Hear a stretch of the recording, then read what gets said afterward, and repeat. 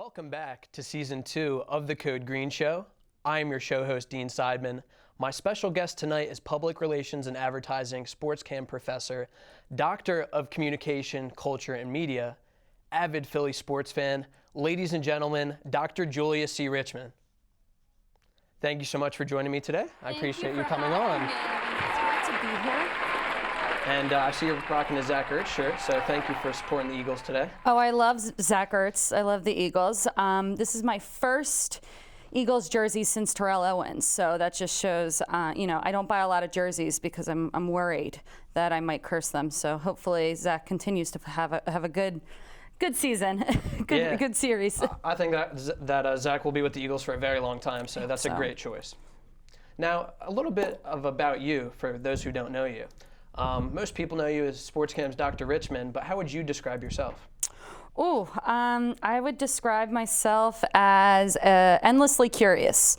So I started in undergrad at Temple University. I graduated there in 2013.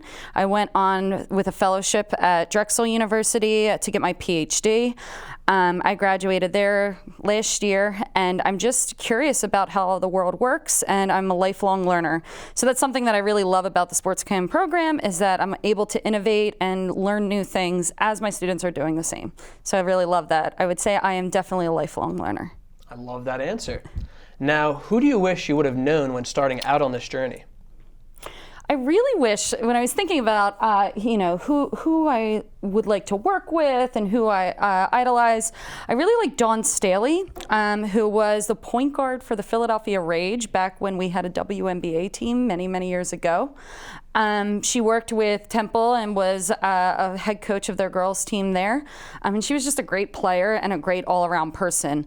I think it's one thing to be really excellent at your craft. So if you're a basketball player, if you can day in and day out perform, whether that's defensively, offensively. But it's another thing to just be a wonderful human and a community advocate and to bring people up from where you grew up and where you were. So that was always one of the things that really impressed me about Dawn Staley. And she's not very flashy. She's just a really hard worker, and that's something that you can see, in her career lineage is what I would say. So I would definitely like to work with Dawn Staley or meet her, just because I really think that she has had a profound effect on the area of Philadelphia, especially with girls basketball. Thank you so much for sharing. Now, if you could have one superpower, what would that be? Oh, I can only pick one. Yes, only All one. Right. So I think I would like to be able to remove debt from people's lives. I would like to have a superpower, like a wand, that I could get rid of people's healthcare debt or student loan debt, because that's something that I think about a lot. I'm a professor. I teach university students, and it stinks that they have to go into debt a lot of times in order to be a part of my class. So if I could alleviate that debt, that would be my greatest superpower, I think, would be an awesome superpower to have. And that's a superpower I've actually heard nobody talk about before, so. I think I made it up, so, I have the market cornered in debt alleviation superpower, but I think it'll be good for me as a superhero. Sounds great to me. Now, what advice exactly would you give someone looking to get into the sports communication and media field based on your background? Based on my background, I think one of the most important things when you're getting into any new field, but specifically sports communication, because it is so competitive, you need to be perfectly comfortable with the word no. I tell my students all the time, if you fall 7 times, you have to get up 8 times. You just have to keep, fighting and figuring out your own path. We want success to be an algorithm where if I put in this and I put in that, I'll get the clean same number every time. And unfortunately, it's a little bit of luck. It's a little bit of timing. There's all different ways that people find success. And so just being patient with yourself and being patient with your career and making sure that you're kind of moving in an upward trajectory, but not just thinking that you're going to skyrocket to that dream job first out. I also think, the best players just like the best professionals, prepare. How are you going to prepare for the job that you want? What are you doing today to prepare yourself for tomorrow? So I think that's really important as well, is to just prepare as best you can for the job that you want. If you want to be on television, try to be on television. If you want to be a head coach, make sure that you're in the right places that people can see your talent as a coach. And then also, finally, one of the things that I find a lot of strength in is having a bit of a sense of humor. Just laugh at yourself when you can, when you learn something or when you fail, because it'll make you a little bit more resilient, to try to laugh off some of the small stuff, not sweat it as much. That was amazing. I mean, everything that you encapsulated there was perfect. Fall down 5 times, get up 6. Have a little dirt in your wound, wipe it off, and get back up, kind of thing. Now, can you talk about some of your individual trials and tribulations? Oh yeah, definitely. How long do you have at this point? I'm successful in academia. I was given a fellowship that 3 people were given and hundreds apply, and so you have imposter syndrome once you get in the door. It's a fight to get into the door, and when you get in there, you have to make sure that you are keeping up, and it's difficult. When I started my PhD program, I was 22 years old, and I was in the same room with people who have been lifelong learners who had master's degrees. So that was really challenging to kind of overcome, and it taught me, it was the building blocks for, okay, if I get a paper declined from a journal, to get back up, to keep working. If I have a class that doesn't go well because my strategy was off, okay, let's get up, keep moving, because it's important to be able to do that. That's the only way you're going to get better. If you think tomorrow you're going to hit the career and not have any failures, that's just not the way it is. So definitely having that resilience, and also just kind of recognizing that no one has the special ingredient. It's not like anyone is smarter than you or funnier than you or more charismatic. You have your own kind of perspective and you bring your own value. So don't look at somebody else and say, oh, well, they're just smarter. No, you work to become a little bit, where they are, maybe expand your vocabulary, maybe practice a little more. Maybe you do have to practice more, but that doesn't mean you can't do it. So I think the takeaway is just to kind of take it on your chin and keep moving forward is the best way that I would think through that. I really like your take on education and, Thank kind of you. not being discouraged and being able to, jump through hoops at times, but knowing that your destination is clear and exactly what you want, you can achieve it if you put the hard work in. And, not being afraid of the word no is huge. Right. Now, Absolutely. you're obviously an advocate for education, being faculty here. Let's talk about a little bit about your passion for education reform in prisons. Yeah, that's something I'm very passionate about for several reasons. One, I am an advocate for people who, are victims of the mass incarceration system, which we can talk about. But then also, I think that experiential learning is key. And so when I was at Drexel, I had the opportunity to teach criminal justice in a criminal justice facility and actually talk about what it's like. And so I think that was an invaluable resource, not just for my students, but also for myself. I like to think, I do everything for my students, but in reality, learning is a communicative act, and I am just a partner here in the learning environment that I'm trying to create. And so I think that a prison is a great place to learn. I think in different communities, going outside of the classroom is key. Let's get out of the classroom and go into the real world, because that's what we're trying to learn. Yeah, I mean, for example, every interview that I've been in, they talked about real world experience, and I feel like what you were doing in the prisons and trying to get that perspective changed is huge. And, I feel like as students and as faculty, we could grow to accept this new change that, the social justice system might be a little, wishy-washy, and fixing people's perception of that. And also, I think when part of education is growth.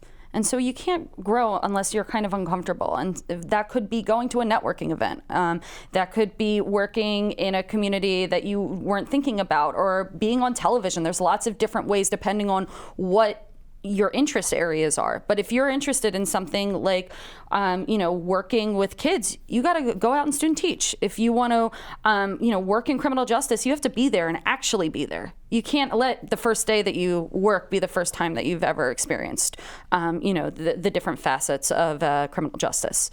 So I think it's a great program. I would love to do more side-by-side learning in that way. Thank you so much for sharing. Coming up next, we will talk about Dr. Richmond's experiences, Philly sports, and the Eagles after these messages.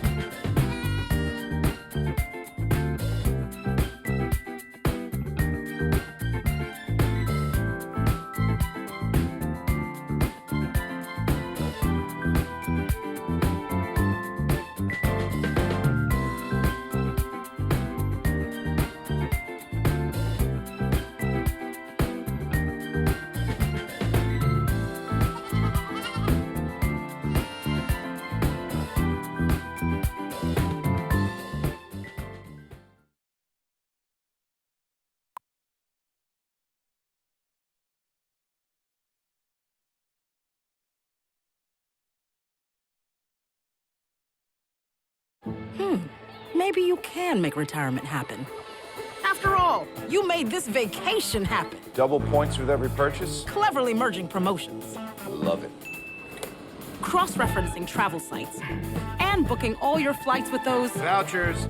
I got us bumped. They were like, oh. But now they're like...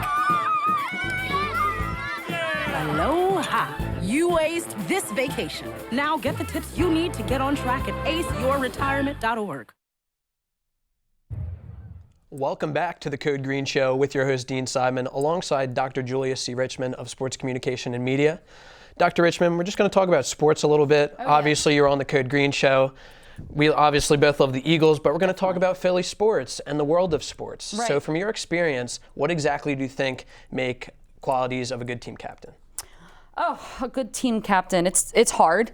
It's hard to be in a leadership role, in any capacity, because you have to lead. And I think that one of the things that you can do as a captain is recognize the difference between a leader and a boss.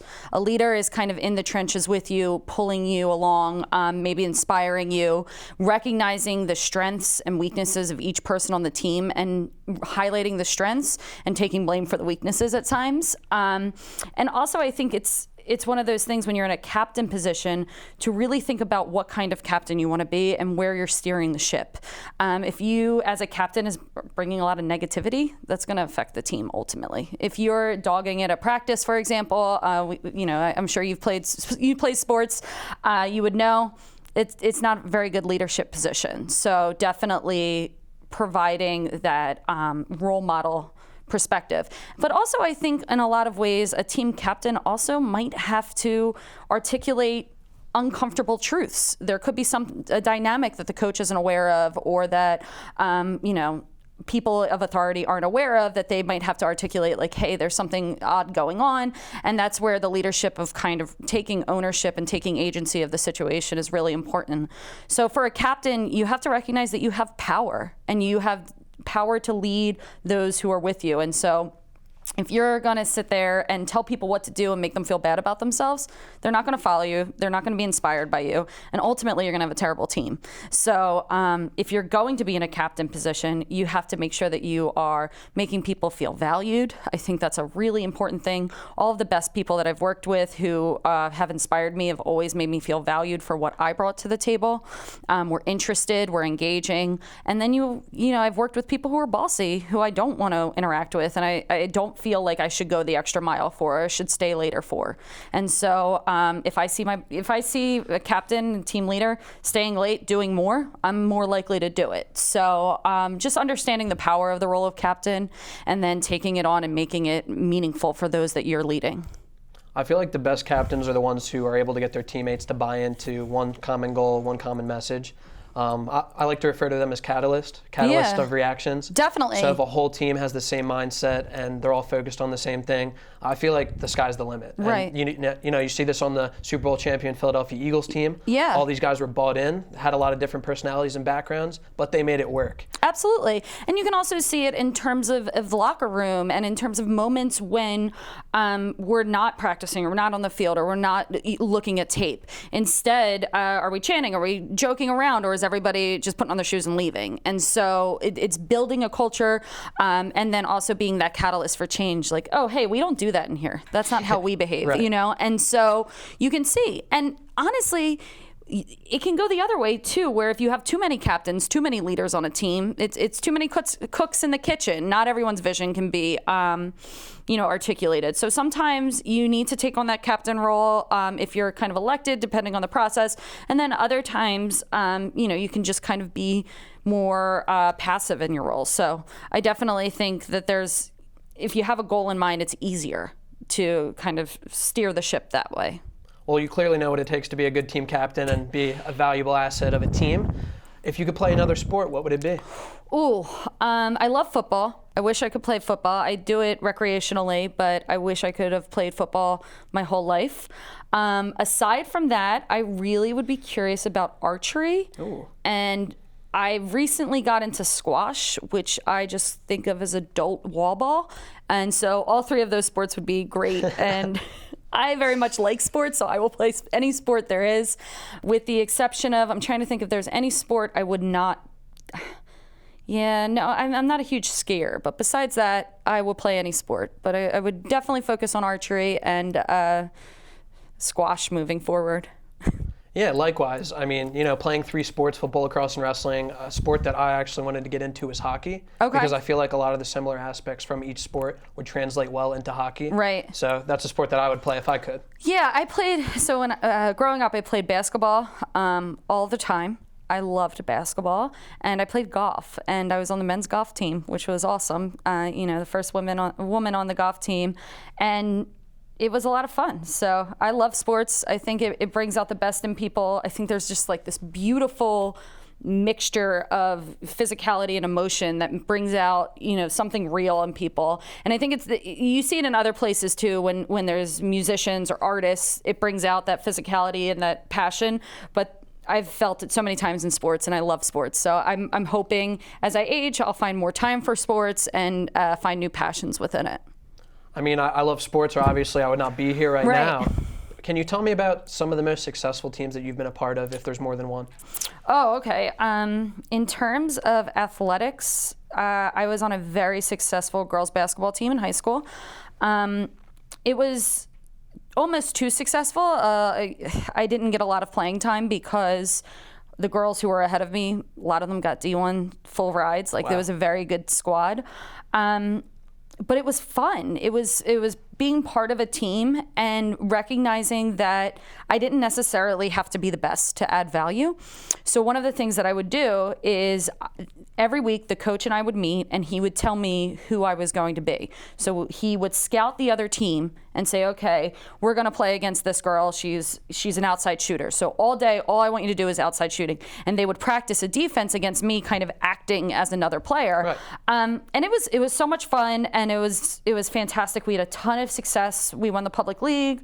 And like I said, it was the preparation that really, they were preparing in ways that I couldn't even begin to think about. And I think that structure really helped me understand that I need to prepare, whether that's a lecture for my classes, whether that's trying to write a paper, or whether that's going up against a team that I want to beat. Preparation was really the key to that. So I had fun doing it, but I also learned a lot of life skills, which I think is, a main theme from what I talk to my students of athletics, especially youth athletics. Yes, likewise. So it was really cool how you brought up how your coach would have you be an opponent, potentially scout team. I used to have the same role, similarly. Right. I wasn't the greatest football player, but I was always somebody who gave a ton of effort, and when my opportunity was called upon, I would deliver. So I used to play defensive end, I used to play outside linebacker, and they would always have me as the edge rusher. Right, so, yeah. So all the time they would have me coming out in these different blitz packages, and I would have to simulate the best possible way this player would come out against us. Yeah, definitely. So that was a really cool relationship. And I also think too, like if I'm looking at what I'm doing with the sports cam major, that's another good team. I mean, it's not an athletic team, but it is a good team because you see the diversity of what people can bring. So you have somebody like Dr. Steiner who brings a wealth of experience and from journalism. You have Neil Hartman, who is, of course, invaluable in terms of bringing talent here, sharing his talents, sharing his experience. You have Kate Hartman, who is just a community organizer and a tenacious defender of student rights. And then, of course, you have Yannick, who I am just blown away with his dedication of building a center and building a program. So I think preparation is something I could learn from my high school experience, but from my professional experience here at Rowan, learning that we can each kind of go in our own paths. And if we're aggressively pursuing different things, Neil with internships, Yannick with the center, we can build something incredible just from our own sheer kind of growing off one another. And so that's like another example of how a team could work, where everybody brings a different little piece, and then we're stronger together, right? It's the analogy of an open hand is way weaker than a closed fist, and together we'll bring a powerful center that I hope will build and grow and work for our students. Yeah, and I look forward to being part of that change as a student, only being a junior, senior year coming up as well, trying to get super involved and just grow the name of the sports camp program, because it is the reason why I came to Rowan University. Yeah, how did you find out about the program? Do you remember? I was I was informed about it briefly by my community college, RCBC, which is in Okay. Mount Laurel, and they were like, if you love sports, you should check this out, read about it. I had applied, and I was accepted about a month later, so I was very thankful for the opportunity, and it brings me to where I am now. Yeah, it's awesome. I love being at a school that's expanding. You hear about it all the time. Anyone who reads Chronicle of Higher Education, schools are closing, and that's not the case here, which is so exciting. And it's partly because of the innovation that Rowan's willing to put out and not really turn away new ideas, which is exciting, definitely.